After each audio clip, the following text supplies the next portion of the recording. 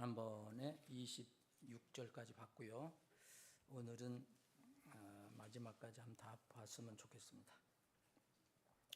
제가 27절부터 몇 절 읽고 또 말씀 나누겠습니다. 그들이 나무 토막을 향하여 이르기를 당신은 내 아버지이니다 하고 돌을 향하여 당신은 나를 낳았나이다 하였도다. 이는 그들이 그들의 등을 내게로 돌리고 얼굴은 내게로 돌리지 않았기 때문이라. 그러나 자신들의 고난의 때에는 그들이 말하기를 일어나 우리를 구원하소서 하리라. 네가 너를 위해 만든 내 신들이 어디 있느냐?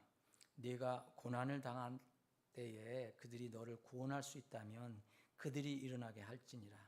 이는 오 유다야, 내 도시들의 수만큼이나 내 신들이 있기 때문이라. 어찌하여 너희가 나와 변론하려 하느냐? 너희가 모두 나를 대적하여 범법하였느니라. 주가 말하노라. 내가 너희 자녀를 친 것이 헛되게 되었나니 그들이 전혀 바로 잡는 것을 받아들이지 아니하였느니라. 너희 칼이 멸망시키는 사자같이 너희 예언자들을 삼켰느니라. 이 몇 절 보겠습니다. 이스라엘은 우리가 지난 그 말씀부터 쭉 이어서 보면은 이스라엘은 일반 백성은 물론이니와 그들뿐만 아니라 이제 그들을 지도하고 인도해야 하는 어떤 지도자들도 똑같이 우상숭배에 빠졌습니다. 일반 백성들을 잘 지도해서 우상숭배를 하지 않도록 해야 하는데 그럴 그 지도자들, 여기서 보면은 왕들이라고 했어요. 그리고 통치자들이라고 했고 또 제사장들 그리고 예언자들이라고 얘기했습니다. 이들도 함께 우상숭배에 깊이 빠졌습니다. 이들은 이제 27절에 보면 이제 나무 토막을 향해서, 이게 참 재미있는 게 아니라 슬픈 얘기죠. 나무 토막을 향해서 당신은 내 아버지이니다, 이렇게 우상숭배를 하고 있다는 거예요. 돌을 향해서는 당신이 나를 낳았나이다. 돌이 아무 생명도 없는데 그렇게 섬겼습니다. 이런 고백은 누구에게 바쳐야 하겠습니까? 이 이스라엘 백성은 당연히 자기들을 건져주시고 또 세워주신 창조주 하나님께 돌려야 하는데 그 이스라엘 백성들은 엉뚱한데 그 찬양과 고백을 돌렸습니다. 참으로 이렇게 타락해도 이렇게 타락할 수가 없죠. 나무 토막, 돌을 향해서 이런 말을 할 정도가 되었습니다. 어떻게 나무 토막과 돌이 자기들을 낳아준 아버지라고 할 수가 있겠습니까? 사람은 그래서 짐승은 타락이라는 게 없잖아요. 본능으로 살기 때문에. 그런데 사람은 타락하려면 끝이 없이 타락하는 것 같아요. 이 성경은 곳곳에 전에 하나님을 알던 사람들이라고 얘기해요. 이스라엘은. 그런데 어떻게 이런 사람들이 이렇게까지 나락으로 떨어질 수 있을까요? 사람이니까 그런 것 같습니다.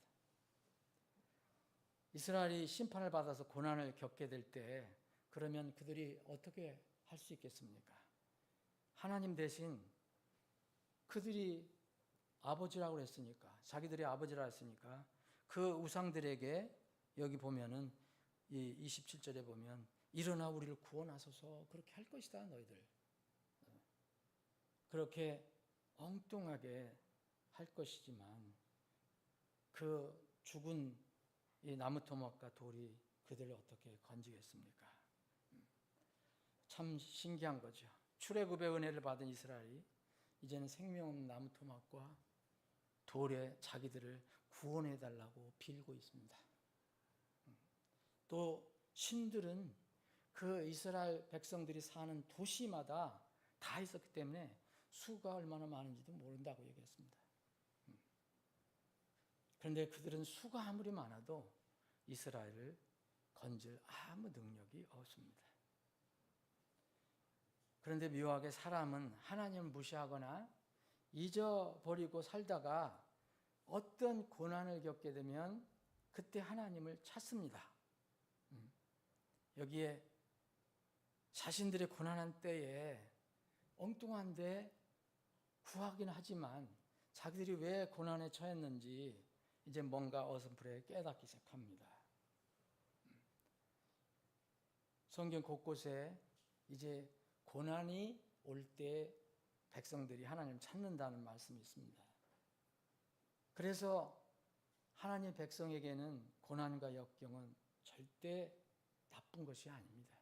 일부러 원할 필요는 없지만 고난과 역경은 때로 잃어버린 그 하나님 백성들의 영적 감각을 다시 찾아서 하나님을 향하게 할 때가 있습니다.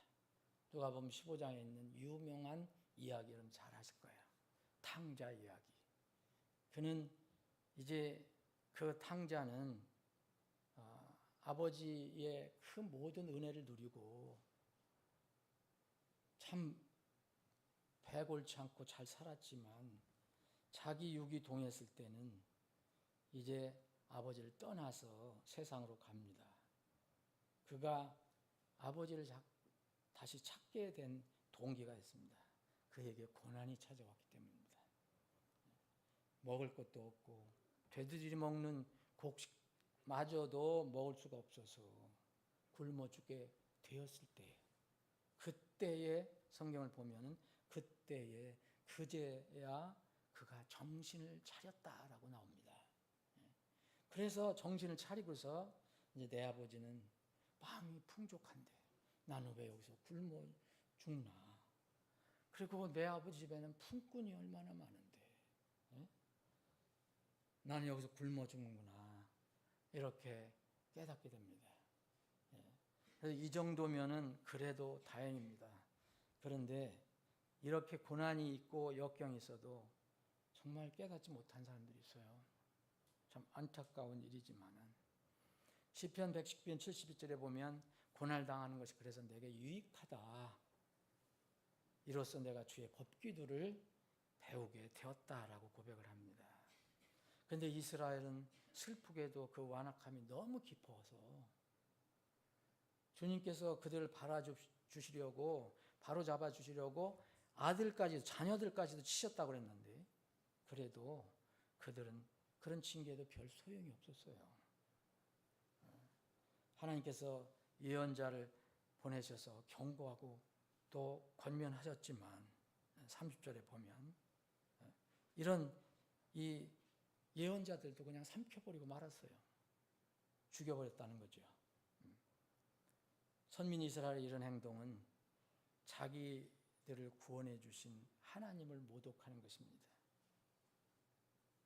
근데 육신의 눈이 부풀어서 영적인 눈이 감긴 선민 이스라엘은 하나님을 모욕하면서도 그것이 얼마나 무서운 죄인지 모르고 있는 거예요. 그러면 지금 우리가 이 성경을 읽을 때 이것은 그들에게만 해당되는 것일까?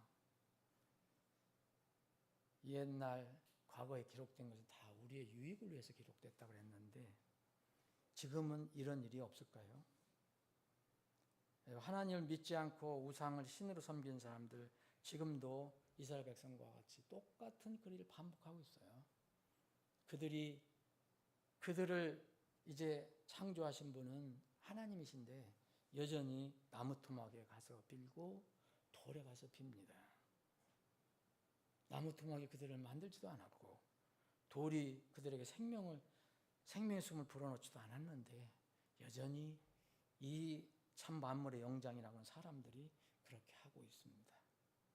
눈이 어두워서 세상 것에 완전히 함몰돼서. 그러나 우리 하나님을 안다고 하는 사람들은 어떻습니까? 비록 하나님을 모르는 불신자들처럼 나무 토막이나 돌에 찾아가서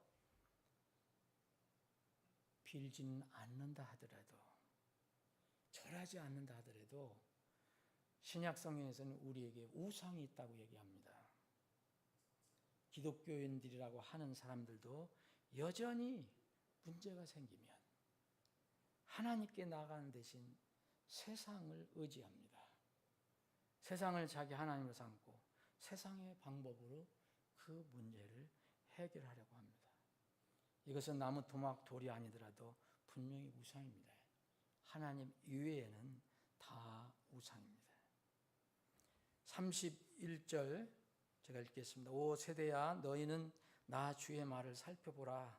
내가 이스라엘에게 광야가 된 적이 있느냐?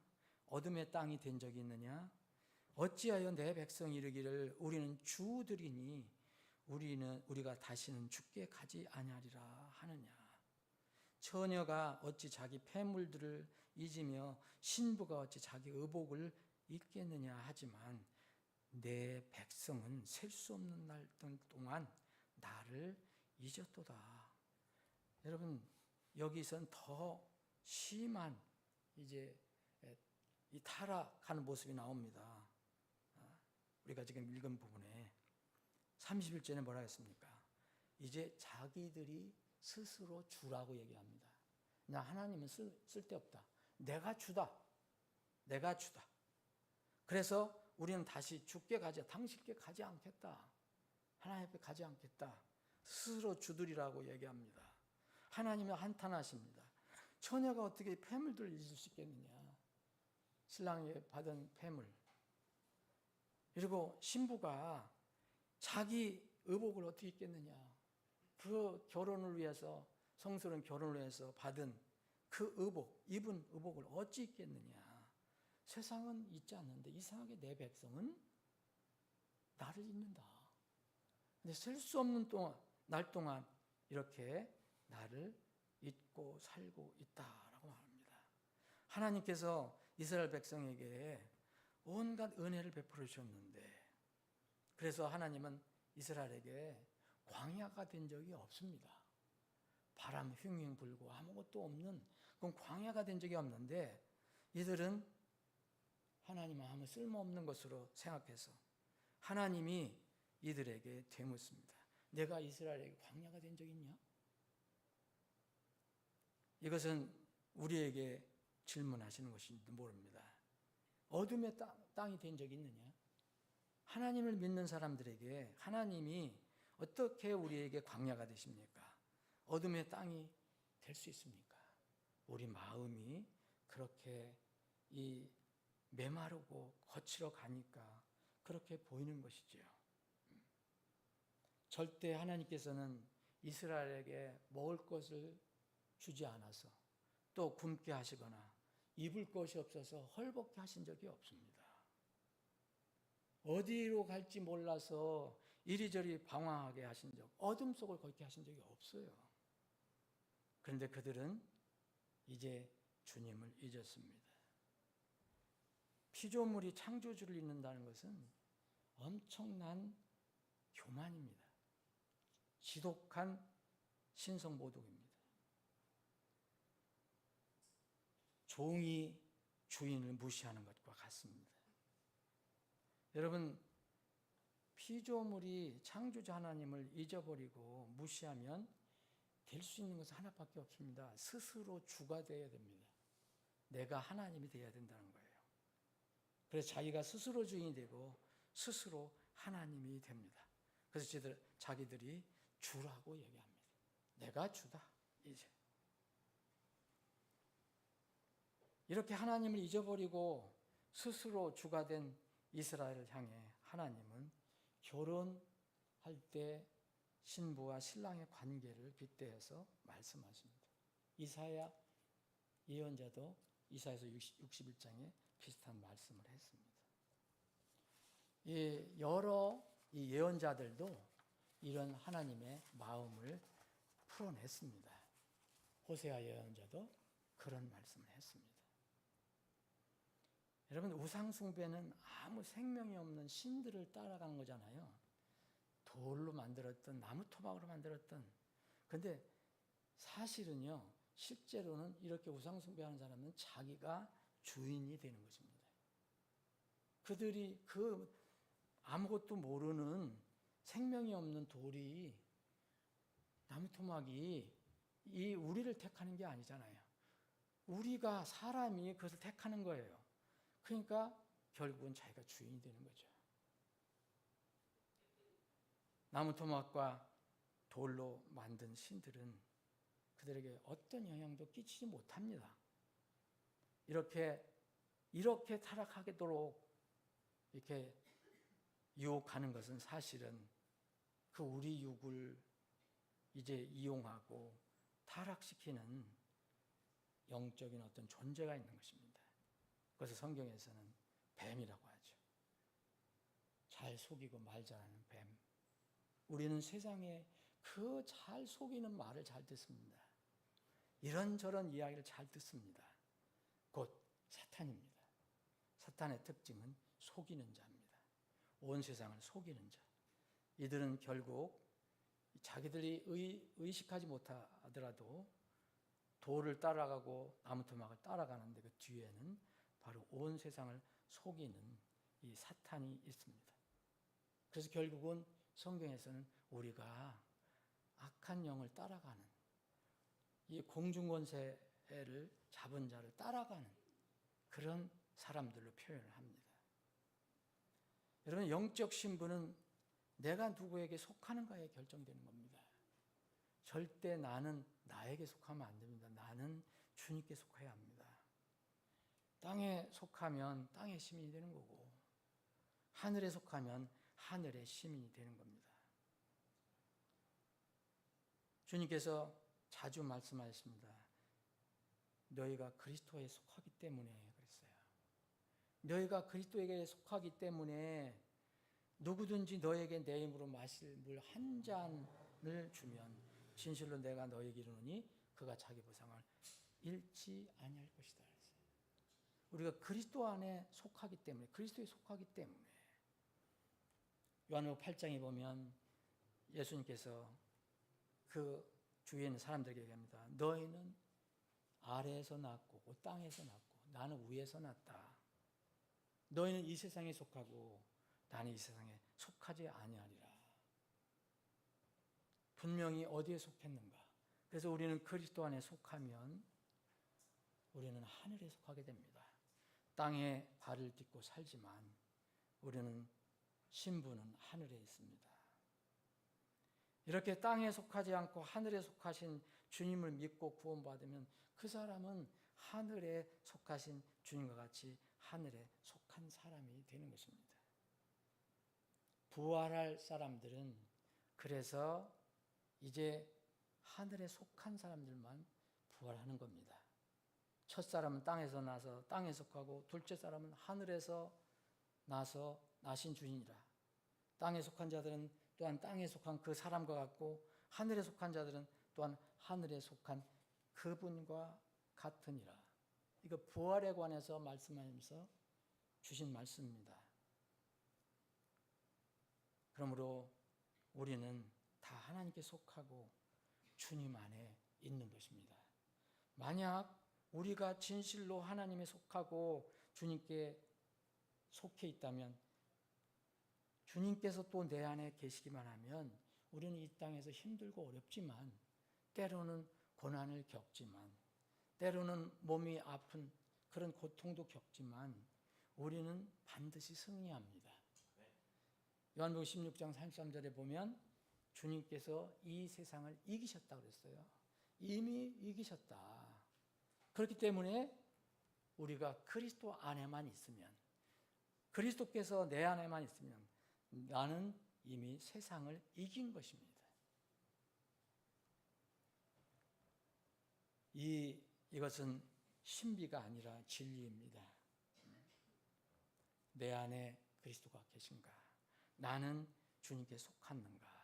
그래서 땅에 속했는가? 하늘에 속했는가가 무척 중요합니다. 많은 사람들이 종교를 갖고 있지만 여전히 땅에 속해 있는 사람이 있습니다. 이것은 위험한 것입니다. 마지막 때는 바로 그 사람이 겉으로 종교적으로 어떻게 보였는지는 아무 상관없고 그분께 소속이 됐는가, 그분께 소유물이 됐는가 이것만 가지고 판가름이 나게 될 것입니다. 33절 읽겠습니다. 내가 어찌하여 사랑을 얻으려고 내 길을 다듬느냐? 그러므로 내가 또한 내 길들을 사악한 자들에게 가르쳤도다. 또 내 옷자락에서 가난하고 무죄한 자들의 혼이 흘린 피가 발견되었나니 내가 이것을 은밀히 해서 발견하지 아니하였고, 이거 뭐 공개적으로 이렇게 할 수 있다는 거예요. 이거 뭐 아주 비밀스럽게 조사할 필요도 없다는 거예요. 오히려 이 모든 옷자락에서 발견되었느니라. 그럼에도 너는 말하기를 나는 무죄함으로 그분의 분노가 확실히 내게서 떠나리라 하는도다. 보라, 내가 말하기를 나는 죄를 짓지 아니하도다 하므로 내가 너와 변론하리라.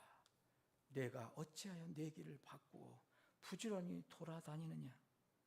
내가 아시리아로 인해 부끄러워한 것 같이 이집트로 인해서도 부끄러워하리라. 참으로 내가 그에게서 떠나 나가리니 내 두 손이 내 머리 위에 있으리라. 이는 내가 신뢰하는 것들을 주가 거절하였으므로 내가 그들로 인해 형통하지 못할 것이기 때문이라. 여러분, 이 부분은 이스라엘이 더 뻔뻔하게 하나님의 말씀을 하는 거예요. 서로 대화를 하는 거예요. 이스라엘의 이 뻔뻔함이 여기 나옵니다. 이스라엘은 하나님을 잊어버리고 다른 신들을 따라가기 위해서 사악한 자들과 어울렸어요. 여기 33절을 보면 길을 다듬는다, 사람들 어울린다. 또 숨어서 하는 것이 아니고 대담하게 그렇게 했습니다. 뭐 이렇게 은밀히 조사할 것도 없다. 예언자뿐만 아니라 가난하고 무죄한 자들까지도 죽였습니다. 여기에 보면 앞에는 예언자를 죽였다 그랬잖아요. 그런데 가난하고 무죄한 자들도 죽였어요. 이게 이스라엘의 마지막 때 이 하나님께서 심판하시기 직전에 이들이 하나님을 버리고 엉뚱한 이 이웃 나라들을 신랑 삼아서 쫓아다닐 때, 이제 하나님께서는 이 두 엉뚱한 신랑 아시리아와 이집트를 이야기합니다. 이때 하나님의 말씀 듣지 않고 아시리아를 따라다니고 이집트를 따라다닌 것을 지금 말씀하고 있습니다. 그런데도 이들은 뭐랍니까? 나는 무죄하다 얘기합니다. 35절에 보면 나는 죄를 짓지 아니했다. 35절에 얘기합니다. 여러분, 죄 지은 사람이 나 죄졌다 그러면 지혜가 있는 겁니다. 근데 항상 이런 경우 보면 뻔뻔하죠.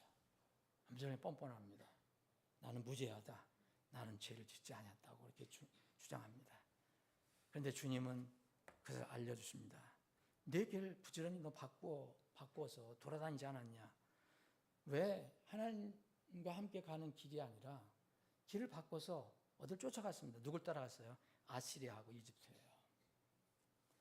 이 예언자들을 통해서 계속해서 하나님의 말씀을 전했는데 이들은 어떤 그 상황에 유리할 것 같으면 아시리아를 따라가고 또 저기 하면 이집트를 따라가고 거기를 의지하고, 예레미야 대언자도 그렇고 이사야 예언자도 그렇고 이 이야기를 계속해서 말하고 있습니다. 여기에 37절에 보면 내가 그에게서 떠나 나가리니 내 두 손이 내 머리 위에 있으리라 했습니다. 여기서 그들이 의지했던 이집트를 가리킵니다. 두 손을 머리 위에 얹는 것은 슬퍼하는 표현으로 성경에 나옵니다. 사무엘하 13장 19절에 보면 두 손을 얹는 것은 슬픈 표현이라고 합니다. 이스라엘은 하나님을 버리고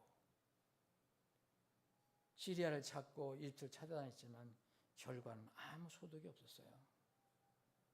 그들에게 남은 것은 부끄러움이요, 수치뿐이었습니다. 여러분, 하나님께서 인정하시지 않는 것은 그 무엇이든지 아무리 신뢰하고 추구해도 남는 것은 없습니다. 형통이 있을 리가 없어요. 그래서 이 장은 이제 형통하지 못할 것이다, 이것으로 끝이 납니다. 여러분, 오늘 성경을 읽는 우리는 성경에 기록된 이스라엘의 역사를 통해서 반복적인 영적인 교훈을 얻어야 합니다. 우리 삶 속에서 적든 크든 하나님을 대적하고 잊어버리고 버리는 사람 분명히 얻는 것 없습니다. 나중에. 또 그러한 민족 어떤 무서운 결과가 있는지 성경은 이미 다 예언되어 있습니다. 구원받은 그리스도인이 주님을 잊어버리고 자기가 주인처럼 살아가는 그런 일이 있다면 이것도 참 비참한 그런 쓰디쓴 열매를 거두는 내용들이 성경 곳곳에 기록되어 있습니다. 심은 대로 우리는 거둡니다. 예레미야 2장서를 2장을 마치는데 계속해서 하나님께서, 제 성경은 제가 이제 경고의 그런 의미는 전부 붉은 이렇게 이 황색으로 기록되어 있는데 전부 그렇게 되어 있어요. 이스라엘만 우리가 이제 비난할 거 아닙니다. 우리는 육을 가지고 있습니다. 그리고 세상에 쉽게 영향을 받습니다. 그리고 내 육이 그 어떤 사람의 육보다도 가장 중요하다고 생각하며 살아가고 있습니다. 그러면은 하나님을 잊어버리게 됩니다. 하나님께서는 우리에게 겸손을 가르칩니다. 겸손은 하나님 앞에 무릎을 꿇으라는 거죠. 그렇지 않으면 항상 열매를 거두게 되어 있어요. 구원은 잃지 않더라도. 우리는 이스라엘처럼 그런 삶 속에서 쓴 열매는 거두지 않아야 합니다. 아버지 하나님, 오늘 3일 저녁에 저희들이 나와서 하나님께 우리의 마음을 이제 알려드리고 구할 것을 구하며 또 하나님께서 우리에게 주신 말씀을 잠시 살펴보는 시간을 가졌습니다. 주님, 우리 이스라엘, 참 배도한 이스라엘, 하나님을 버린 이스라엘처럼 되지 않도록 우리의 삶을 늘 주님께서 지켜보시고 우리에게 깨우쳐 주셔서 깨어서 살 수 있도록 인도해 주시기를 원합니다. 아버지 하나님, 우리 지체들 중에서 투병하는 지체들이 있습니다. 주님, 주님의 권능의 손, 치유의 손을 얹어주셔서 그 환부, 약한 부위가 하나님의 치유의 손길이 닿음으로 권능의 손이 얹어짐으로 인하여 깨끗이 치료받고 치유되고 낫는 역사가 있게 해 주시옵소서. 거룩하신 예수님의 이름으로 기도합니다.